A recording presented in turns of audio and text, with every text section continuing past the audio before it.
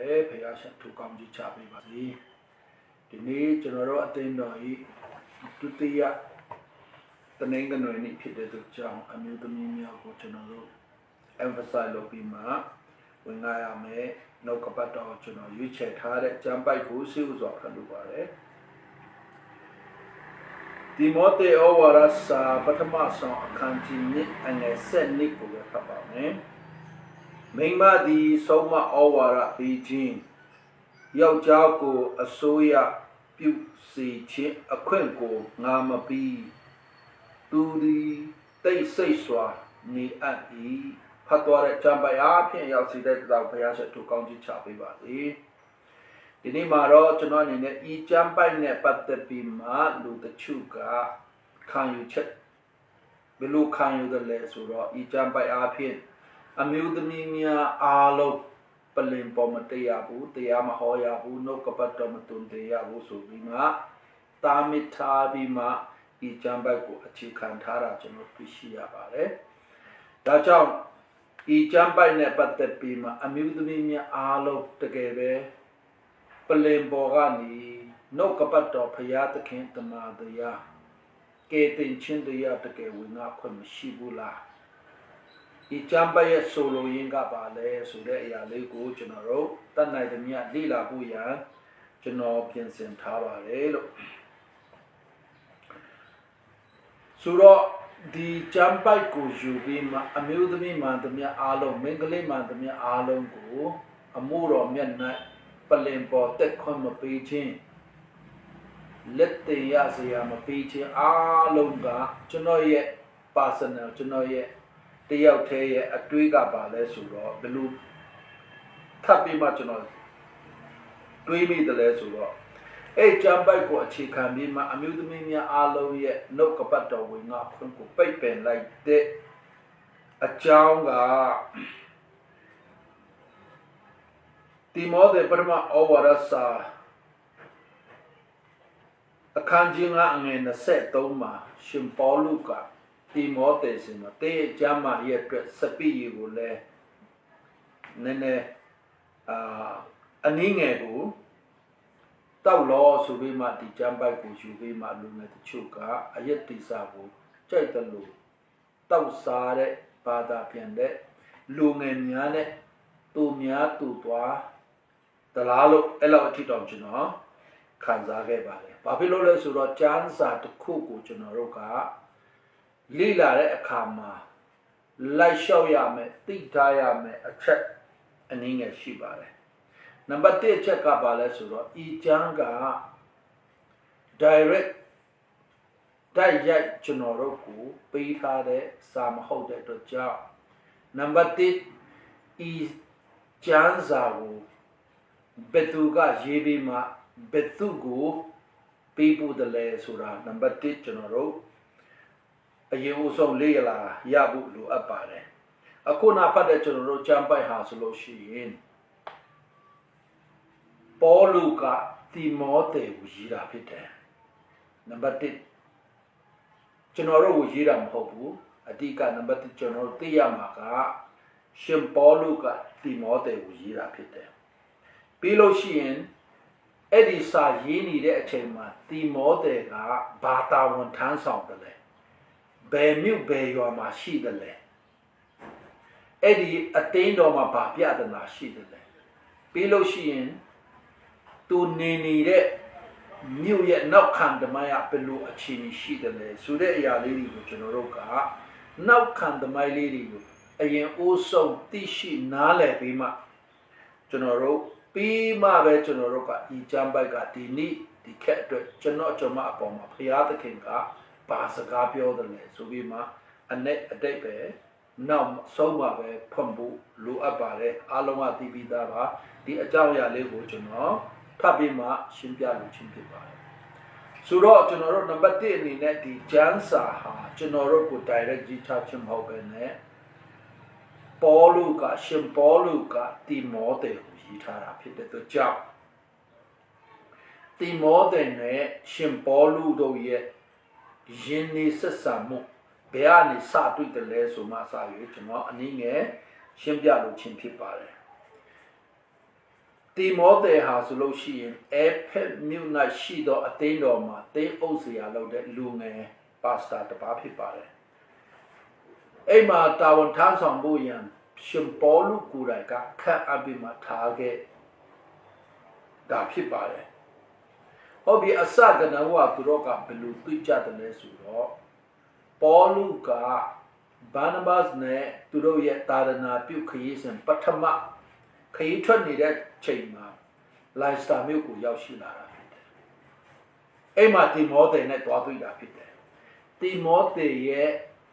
အမေကဂျူးလူမျိုးဖြစ်ပြီးမှအဖေကြတော့ Greek လူမျိုးဖြစ်တယ်။ဒါပေမဲ့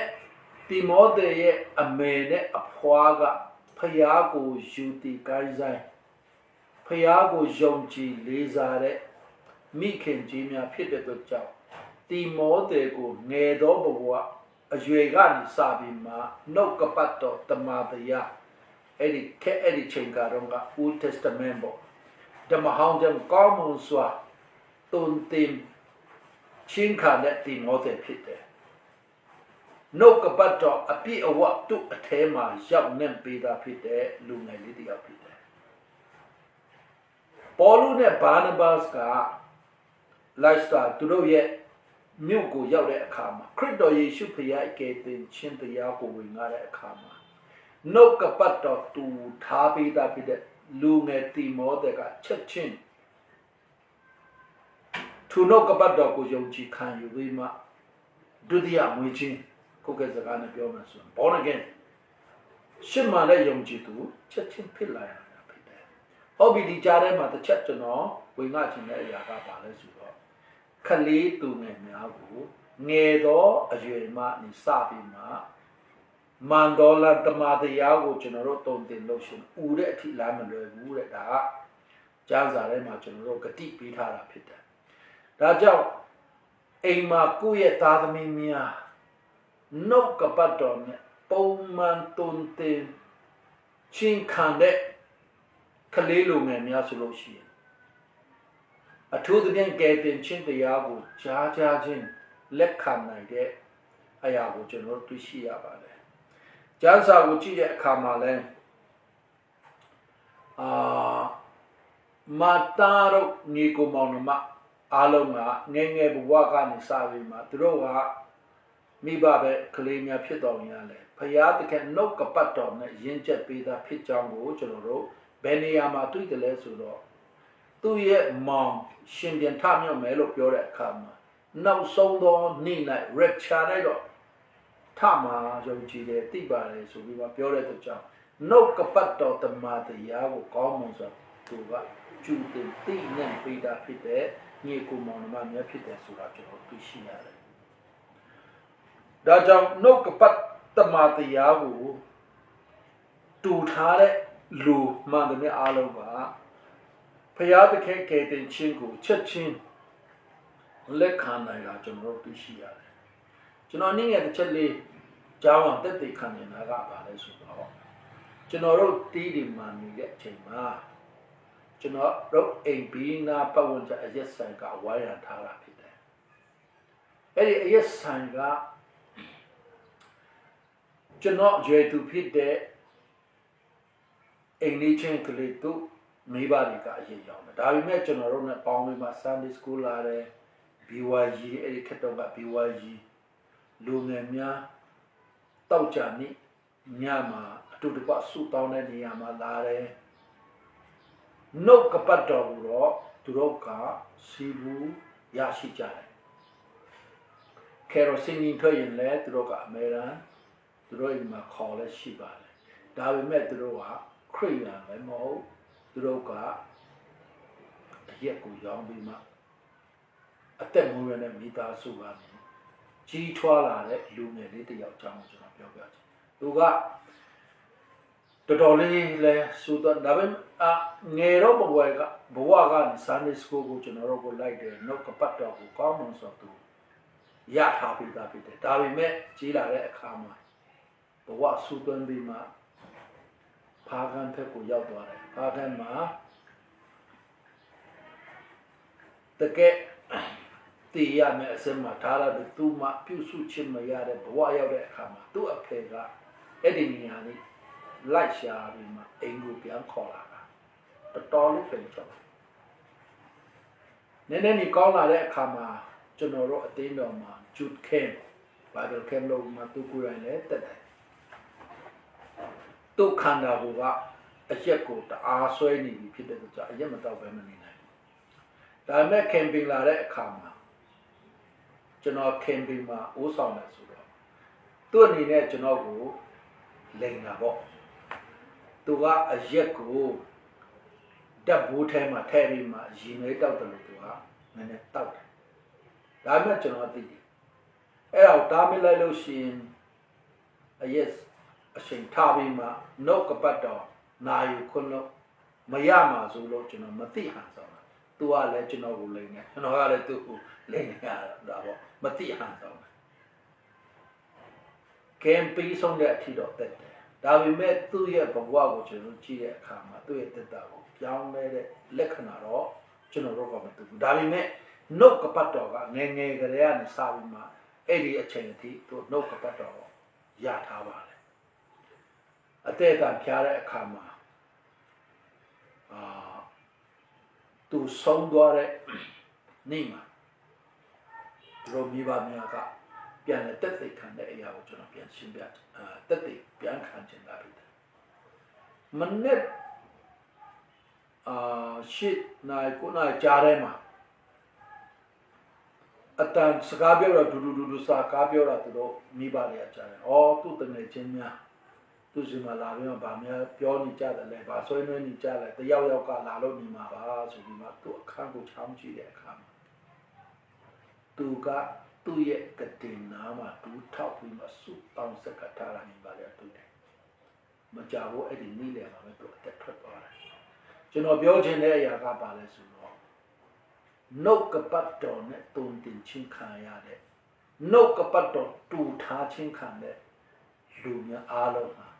မသိခင်မှာတော့ခရစ်တော်ကဲတင်ချင်း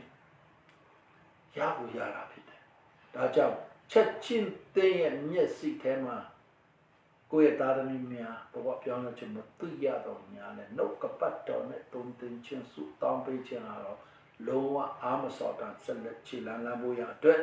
ဒီနှုတ်ကပတ်တော်အဖြစ်အနည်းငယ်ကျွန်တော်ကြာဖြတ်တက်တဲ့ခံရင်းနဲ့ခေါ်အားပေးလို့ချင်းဖြစ်ပါတယ်။ဟုတ်ပြီတိမောသေကရှင်ပေါလုတို့ရဲ့ပထမတာရဏပြုခရီးစဉ်မှာပြောင်းလဲလာတယ်။ဒုတိယအကြိမ်တာရဏပြုခြင်းကိုရှင်ပေါလု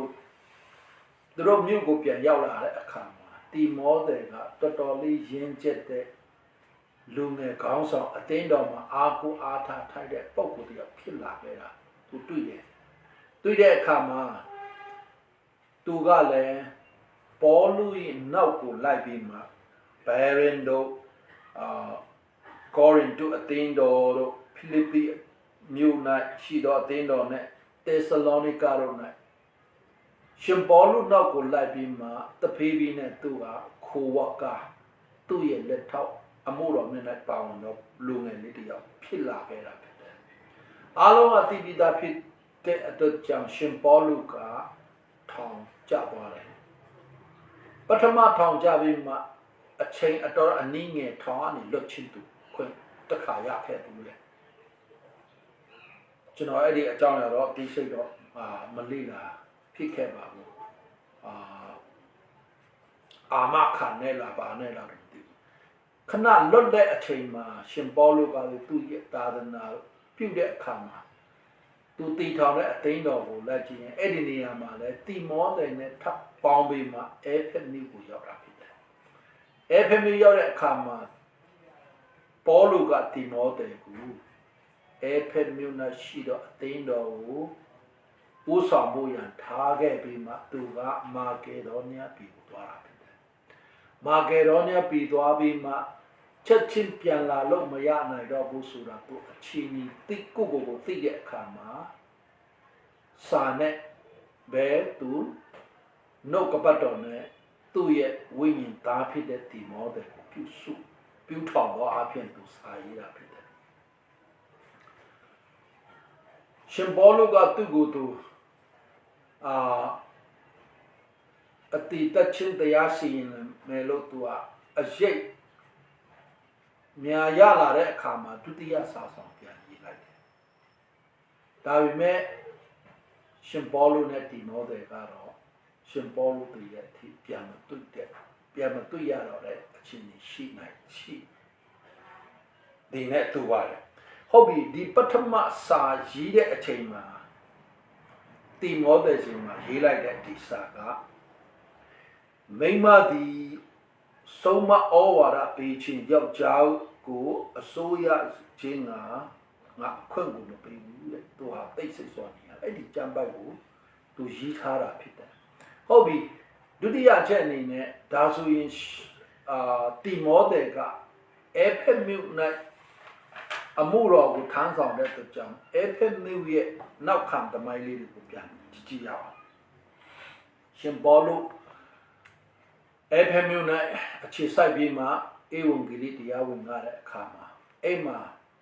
နတ်ကိုးကွယ်မှုတကက်ကြီးမားတဲ့မြို့ဖြစ်တယ်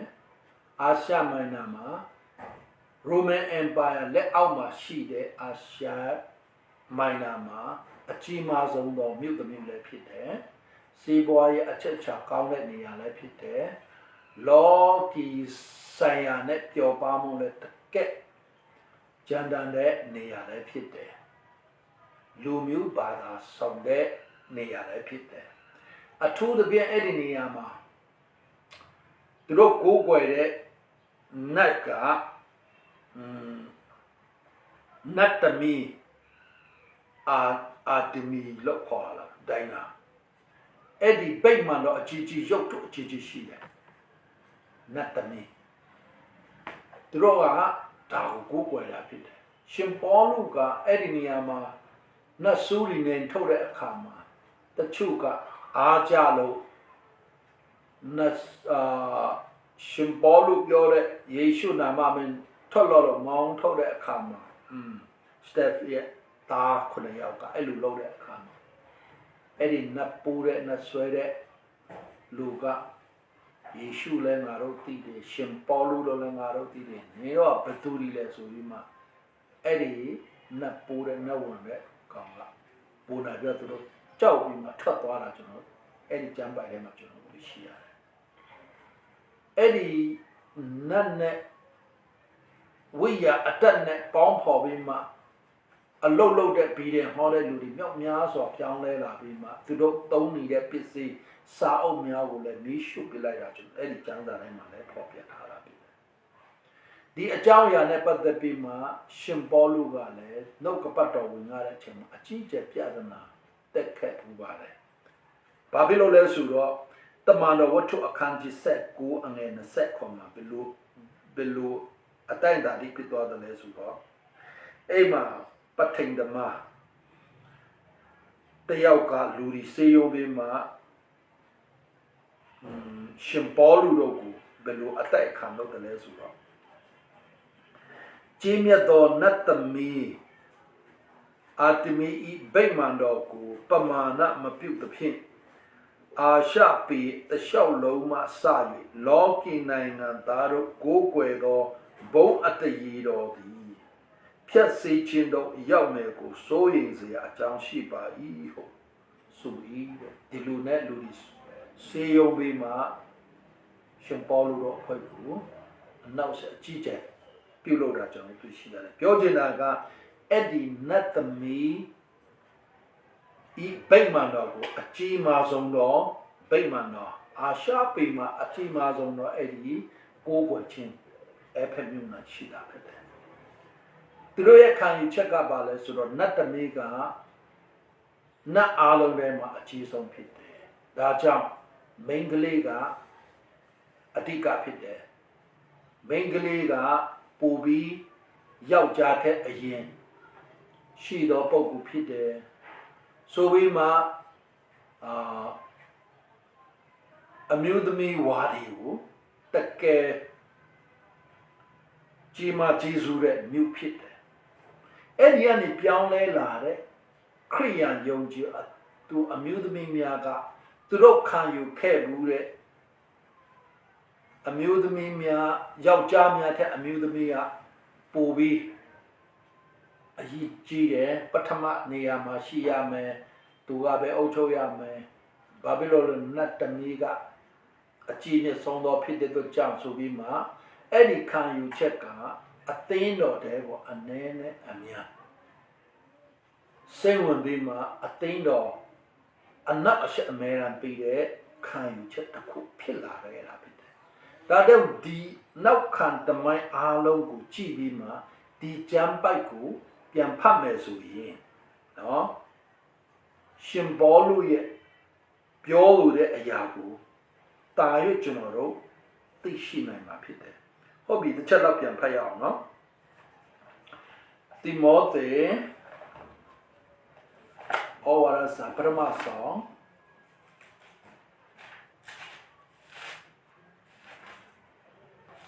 အခန်းကြီးနှစ်အငယ်9ကနေကျွန်တော်စဖတ်ပါမယ်ထိုနည်းသူမိန်းမတို့သည်จิตတော်စပင်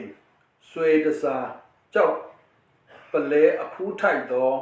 အဝတ်နှင့်ကိုမစင်ပဲ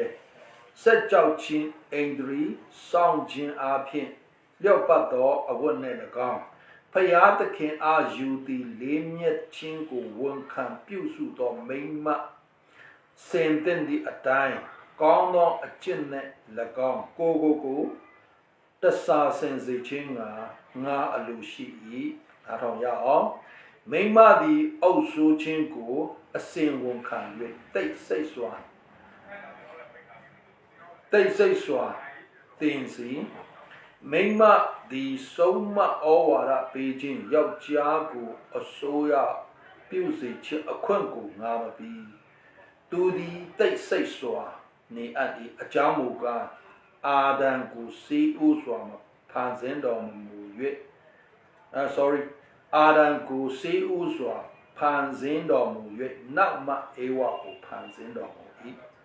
ထို့နောက်မှအာဒံသည်လက်ဖြာခြင်းကိုမခံမိန်းမသည်လက်ဖြာခြင်းကိုခံ၍လုံကျူ၏ဒီနေရာမှာယောက်ျားကိုအုပ်ဆိုးခြင်းနဲ့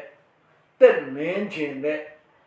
အမျိုးသမီးတချို့ရှိတဲ့အတွက်ကြောင့်အဲ့ဒီသူတို့ရဲ့ခံယူပေးသားရဲ့ခံယူချက်ပေါ်မှာအခြေခံပြီးမှာအဲ့ဒီလူကိုရှင်ပေါလုကဆုံးမခဲ့တာဖြစ်တယ်နော်ဖယားသခင်ကမိမအေဝကိုအရင်ဖန်ဆင်းတာမဟုတ်ဘူးအာဒံယောက်ျားကိုအရင်ဖန်ဆင်းတာဖြစ်တယ်အပိလုတ်တဲ့ပုဂ္ဂိုလ်ကယောက်ျားမဟုတ်ဘူးမိန်းကလေးကပဲအရင်လုတ်တာဖြစ်တယ်ဒါကြောင့်မိန်းကလေးကြီးတိတ်နေကြစမ်းပါကိုယောက်ျားကိုအုပ်ဆိုးမှုကိုဝန်ခံပြီးမှကိုယောက်ျားကိုအုပ်ဆိုးဖို့ရမကြိုးစားကြပါနဲ့ဆိုပြီးမှသူတို့ရဲ့ခံယူချက်မာယွန်းတဲ့အရာကိုသွန်သင်တော့အဖြစ်ပေးလိုက်တဲ့နှုတ်ကပတ်တော်ဖြစ်တယ်အမျိုးသမီးများကပလင်ပေါ်မှာနှုတ်ကပတ်တော်ဝေငှခြင်းကိုတားမြစ်တဲ့ဂျမ်းပိုက်မဟုတ်ဘူးဆိုတာကျွန်တော်အနေနဲ့ရှင်းပြလို့ချင်းဖြစ်ပါတယ်ဒါကြောင့်ကျွန်တော်တို့အမျိုးသမီးများအနေနဲ့ဖယားသခင်နှုတ်ကပတ်တော်ဝေငှခွင့်ကိုဒီဂျမ်းပိုက်အားဖြင့်စိတ်အားငယ်တဲ့သူများရှိခဲ့တယ်ဆိုရင်ဒီနေ့ကနေစပြီးမှဤဂျမ်းပိုက်ကိုပြန်လည်လေ့လာပါရှင်ပေါလုကအမျိုးသမီးတိုင်းကိုဤနှုတ်ကပတ်တော်နဲ့ဆုံးမခြင်းမဟုတ်ပဲနဲ့ဒီနေရာမှာအိမ်ထောင်တဲ့မိန်းမဖြစ်ကြောင်းကိုကျွန်တော်တို့သိရှိနိုင်တာဖြစ်တယ်ဘယ်လိုဆုံးမတယ်လဲဆိုတော့မိန်းမသည်ဆုံးမဩဝါဒပေးခြင်းယောက်ျားကိုအစိုးရပြုစေခြင်းအခွင့်ကိုနာပြီးမိန်းမရဲ့ဦးခေါင်းကယောက်ျားဖြစ်တယ်ဒါကလင်နဲ့မယားကိုရှင်းပြတာဖြစ်တယ်ဒါကြောင့်ဒီဆုံးမဩဝါဒပေးခြင်းကိုယောက်ျားကိုတစ်ချိန်လုံးဆုံးမဩဝါဒပေးသူရဲ့အုပ်စိုးခြင်းကိုနာမခံခြင်းတဲ့လူအဲ့ဒီအမျိုးအိမ်ထောင်ရှင်များတဲ့မှာတော့မအိမ်ထောင်ရှင်တိုင်းကိုပြောတာမဟုတ်ဘူး ပြီးလို့ရှိရင်အဲဖက်မြို့မှာရှိတဲ့အတင်းသူတင်းသားအားလုံးကိုလည်းမဟုတ်ဘူးအမင်းကလေးအားလုံးလည်းမဟုတ်ဘူးเนาะအငယ်ဆက်လေးအခန်းကြီး9အငယ်ဆက်လေး15ကိုကြည့်တဲ့အခါမှာထို့ကြောင့်အသက်အရွယ်နှုတ်ပြသောမုတ်ဆိုးမတို့သည်အိမ်သိမ့်ခြင်းတားပေါ်ခြင်းအိမ်မှုကိုကြည့်ရှုပြုစုခြင်းကဲ့ရဲ့စရာအခွင့်ကိုရန်သူအားမပေးဘဲနေချင်းအမှုများကိုပြုစုစေခြင်းကအငယ်ဆက်ငါမှာအကြောင်းမူကားယခုပင်အချု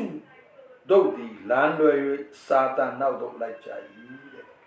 အချုတော်မှာအဲ့ဒီအမျိုးသမီးအချုတချုကစာတန်ဤအဲ့ဒီနတ်သမီးရဲ့လက်ဖြားခြင်းလုံးလုံးလေးနဲ့ပါသွားတဲ့အထိနော်လမ်းလွယ်တော့သူလည်းရှိတယ်ဒါကြောင့်မိန်းမအရင်ဖန်ဆင်းတာမဟုတ်ဘူးယောက်ျားကိုဖန်ဆင်းထားတာဒါကြောင့်ကိုယ့်ရဲ့ယောက်ျားကိုယ့်ရဲ့ခင်ပွန်းရဲ့အုပ်စုချင်းကိုနာခံပါသူမြတ်အလယ်မှာကိုယ့်ယောက်ျားကိုဆုံးမတာတို့ဒါတို့မလုပ်ပါနဲ့ဒါမတင်တော်ဘူးဆိုပြီးမှအိမ်ရှင်မများနဲ့အဲ့ဒီတရားနတ်သမီးဝိညာဉ်ရဲ့လွန်မှုခြင်းကိုခံတော့မိန်းကလေးကအရုပ်ကအရင်ပထမအထိတ်ဆုံးမှရှိတဲ့ပုဂ္ဂိုလ်ဖြစ်တယ်လို့ခံယူတဲ့အမျိုးသမီးတချို့ကအရင်တော့ကဘောနဂဲမဖြစ်ခင်ကခံယူခဲ့ဘူးတဲ့အရာကိုအမြင့်ဆက်လက်တွေ့ပြီးမှအသိတော်ထဲမှာမိသားစုထဲမှာဝင်နောက်နေတဲ့လူတချို့ကိုရှင်ပေါလုကဆုံးမတာဖြစ်တယ်နှုတ်ကပတ်တော်မဝင်ငါရဘူးဆိုတဲ့ဆုံးမခြင်းမဟုတ်ဘူးဆိုတာကျွန်တော်အနေနဲ့ထပ်လောင်းပြီးမှပြောပြလို့ချင်းဖြစ်ပါတယ်ဒါကြောင့်ကျွန်တော်တို့အသက်တာမှာကျွန်တော်တို့အသိတော်ထဲမှာအမျိုးသမီးကဏ္ဍများအနေနဲ့ကြိုးစားပြီးမှနှုတ်ကပတ်တော်ဝင်ငါခွင့်ကိုလူတိုင်းအပေါ်မှာဘုရားရှင်ကအမှုတော်မျက်နှာပါဝင်မှုရအားလုံးကိုဖိတ်ခေါ်ထားတာဖြစ်တယ်တမန်တော်ဝတ္ထုအခန်းကြီး1ကိုကြည့်တဲ့အခါမှာပေတရုကဂျွဲယောလာ prophet ပြထားတဲ့ကျမ်းကိုခေါ်ပြီးမှ Pentecost တနေ့ကနေ့မှာတန်ရှင်တော်ဝိညာဉ်တော်တွန်းလောင်းခြင်းခံတဲ့နေ့မှာလူတွေကအရက်မိုးတယ်လို့တချို့ကဝေဖန်တယ်ဂျေရုဆလင်မြို့ကိုလာတော့ဘာသာတရားကိုကိုင်းဆိုင်တဲ့လူများစွာတိုင်းနိုင်ငံပေါင်းမြောက်များစွာမှာလူတွေလာပြီးမှတမန်တော်များခရိယန်များက Pentecost တနေ့ကနေ့မှာတန်ရှင်တော်ဝိညာဉ်တော်နဲ့ပြီးသွားပြီးမှအခြားသောဘာသာစကားနဲ့ဝိညာဉ်တော်အဖြစ်ဆုတောင်းတာကျေးဇူးတော်ချီးမွမ်းတာတွေ့တဲ့အခါမှာလူအုပ်ကြီးကိုလာပြီးမှခုနကကျွန်တော်ပြောရတဲ့လူတချို့ကအရက်မိုးနေတာဖြစ်တယ်လို့ပြောတဲ့အခါမှာပေတရုကထပြီးမှငါတော့အရက်မိုးတာမဟုတ်ဘူးမနေ့9နာရီပဲရှိသေးတယ်နှုတ်ကပတ်တော်ဝင်ငါပြီးမှတိမ်တော့တတ်တဲ့ခရစ်တော်ယေရှုဖခင်ဆိုပြီးမှယေရှုရဲ့ကယ်တင်ခြင်းတရားကိုဝင်ငါတယ်အဲ့ဒီဝင်ငါတဲ့အထဲမှာအဖခမဲတော်ဖခင်တဲ့ဂတိတော်ပေးတဲ့နောက်ဆုံးသောကာလ၌ငါ၏ဝိညာဉ်ကိုငါတွင်လောင်းမယ်ဆိုတဲ့အရာကိုအခုနောက်ဆုံးသောကာလဖြစ်တဲ့အခုချိန်၌ဖခင်သခင်ကသူ့ရဲ့ဝိညာဉ်တော်ကိုတွန်းလောင်းတာဖြစ်တယ်ဆိုပြီးမှသစံဝင်ငါတဲ့အခါမှာအခန်းကြီးနဲ့အငယ်7ကိုတစ်ချက်ဖတ်ခြင်းနဲ့နောင်ကာလ၌လူမျိုးတကာတော့အပေါ်သို့ငါဝိညာဉ်ကိုငါတွန်းလောင်းမည်တင်တို့ဤတာသမီးတို့ဒီ prophet ညံနဲ့တရားဟောကြားလို့ယောက်ျားတွေကြီးပဲမဟုတ်တင်တို့ရဲ့သားသမီးတွေအားလုံးကအဲ့ဒီတန်ရှင်တော်ဝိညာဉ်တော်နဲ့ပိတ်သိချင်းပြီးဝချင်းကိုခံပြီးနောက်ပိုင်းမှာတရားဟောကြားတယ် prophet ညံနဲ့တရားဟောမယ်တဲ့အငယ်7မှာထိုကာလ၌လည်းငါ၏အမှုကိုဆောင်ရွက်သောယောက်ျားမိန်းမငါ၏အမှုကိုဆောင်သောယောက်ျားမိန်းမအားလုံးတို့အပေါ်မှာ ngā wingin ko ngā tunlawi tu do di prophet ne ho pyo ja le ti ni ya ma yau ja ga be ho me lo mo pyo tan shen do wingin do ko pi wa do lu dai ga yau ja phit si main ka le phit si ka le phit si lu ji phit u ro tu nya phit ba wingin do ne pi wa bi ma prophet ne no ka pat do ta ma ya phaya ta khin ke tin chin ya ko we nga ya me lo cha sa le ma a ti a len pho pya tha de to ja e phe myu na shi do a tin do na ne ne so ma ya khet de a myu tmi ta chu ko so ma de chang ko yu be ma khu khet ma a myu tmi mya a lo ko net ko ma so ni chno lo chan sa no ka pat do yu la ga ne ne lwe ma nai da chao no ka pat do ta ma chan sa ka chno lo a lo yau cha mai ma a lo ko phaya ta khe a mu ro myen nai set let pa wan bu ya tong tin tha da bai tait pi tha da chno lo tu shi ya baဒီမောတဲ့ဩဝါဒစာကိုကျွန်တော်တို့ဖတ်တဲ့အခါမှာကျွန်တော်တို့အတွက်တော့ချက်ချင်းနားလည်ဖို့ခဲရပါတယ်ဒါပေမဲ့ခုနက background အားလုံးနောက်ခံတမိုင်းအားလုံးနဲ့ပြဿနာအားလုံးကိုကျွန်တော်တို့သိပြီးမှနော်ဖတ်တဲ့အခါမှာပူပြီးရှင်းလင်းတယ်လို့ဒီကျမ်းပိုက်နဲ့ပတ်သက်ပြီးမှရှင်ပေါလုsorryတိမောတဲ့အတွက်တော်လကောင်းအဖက်မျိုးနဲ့ရှိတော့အတင်းသူတင်းသားများတော့လုံးဝနားလည်ဖို့ရခက်ခဲတဲ့လုံးဝချမ်းပတ်မဟုတ်ဘူးဖတ်တာနဲ့တပြိုင်နဲ့ရှင်ပေါလုတုံးသိခြင်းတဲ့အရာဖြစ်တယ်အဲ့ဒီအရာဖြစ်တယ်သူတို့ရဲ့မျက်စိထဲမှာတော့မှလူတချို့တောင်မှသူတို့ရဲ့မျက်နှာတော်မှမြင်ရောင်မိမယ်လို့ကျွန်တော်ယုံကြည်တယ်ဒီချမ်းပိုက်ကိုဖတ်ခြင်းဆုံးမချင်တာကအဲ့ဒီခံယူချက်နဲ့ဘယ်သူပဲဝါဘယ်ဘက်ကိုအားသာတဲ့လူကိုဆုံးမတာဖြစ်တဲ့သူကိုချစ်သူတို့ကနားလည်မှာဖြစ်တယ်နားမလဲတာကကျွန်တော်တို့အဲ့ဖက်မျိုးမှာရှိတဲ့တင်းသူတင်းသားတော့အတွက်တော့ဒီချမ်းဘက်ကလုံးဝပြဿနာရှိမှာမဟုတ်ဒီမောတဲ့အတွက်လည်းပြဿနာရှိမှာတနည်းဥပမာကျွန်တော်တာရကအနေနဲ့ပြောမယ်ဆိုရင်ကျွန်တော်တို့မြန်မာပြည်သူပြည်သားများအနေနဲ့နော်စစ်အာဏာရှင်ယူစစ်ခွေးလို့ကျွန်တော်တို့ပြောတဲ့အခါမှာကျွန်တော်တို့မြန်မာသားအားလုံးကချက်ချင်းဘယ်သူကိုဆိုလိုတယ်လဲဘယ်သူကိုရည်ရွယ်ပြီးမှပြောတယ်လဲဘာလို့ရက်ကိုသူတို့ကပြောတယ်လဲဆိုကျွန်တော်တို့ချက်ချင်းနားလဲတယ်ဘာမှဘာသာပြင်ကြမလို့ဒါပေမဲ့အမေရိကန်နိုင်ငံတို့ယူရိုပတို့မှာဒီမိုကရေစီနိုင်ငံနဲ့နှစ်ပေါင်းများစွာခြေလမ်းပေးသားလူတွေကြားထဲမှာကျွန်တော်တို့စစ်ခွေးလို့ပြောလို့ရှိရင်ဟာဘာလို့ဆိုလို့တယ်လဲသူတို့မှာစစ်သားသမီးရှိလို့ရှိရင်တော့မှဒေါ်လာထွက်ကြမှာသူတို့လုံးဝနားလည်မှာမဟုတ်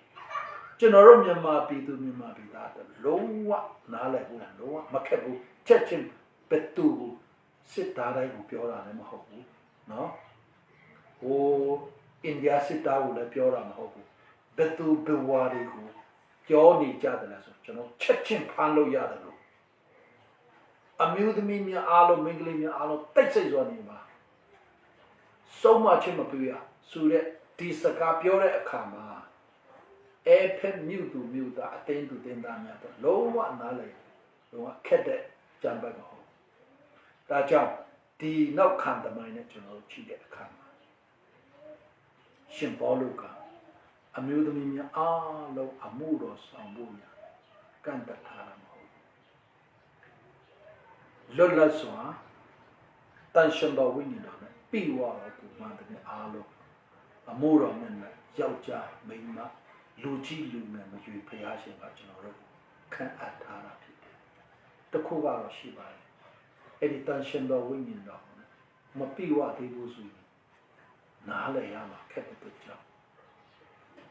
ကျွန်တော်တို့တန်ရှင်တော်ဝိညာဉ်တော်နဲ့ပြီးဝဖို့ရအတွက်လည်းထပ်လောင်းလို့မှာအားပေးခြင်းတယ်အဓိကကျွန်တော်ပြောလို့တဲ့အရာကပါလဲဆိုတော့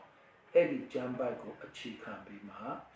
အမျိုးသမီးများရဲ့အမှုတော်မြတ်ကိုတားမြစ်ခြင်းနဲ့ချင်းအတွက်တောင်းတဲ့ကျမ်းပိုက်အဖြစ်လုံးဝမတုံးရမယ်မတုံးတဲ့အရာဖြစ်တဲ့ဒီရဲ့ဆိုလိုရင်းကအမျိုးသမီးများအမှုတော်မြတ်နဲ့ပါဝင်ခွင့်မရှိဘူးလို့သုံးသင်တဲ့အရာလုံးဝမဟုတ်ကြောင်းကိုကျွန်တော်လည်းပြောလို့ချင်းဖြစ်တယ်အမျိုးသမီးများအားလုံးကိုပြန်လဲအားသိပြီးမှအမှုတော်မြတ်နဲ့ဆက်လက်ခြေလန်းလန်းကြားရအောင်လို့ခွန်အားပေးတိုက်တွန်းရင်းဒီကုန်းချုပ်ပါပါတယ်အားလုံးကိုဘုရားရှိခိုးကောင်းချပေးပါစေ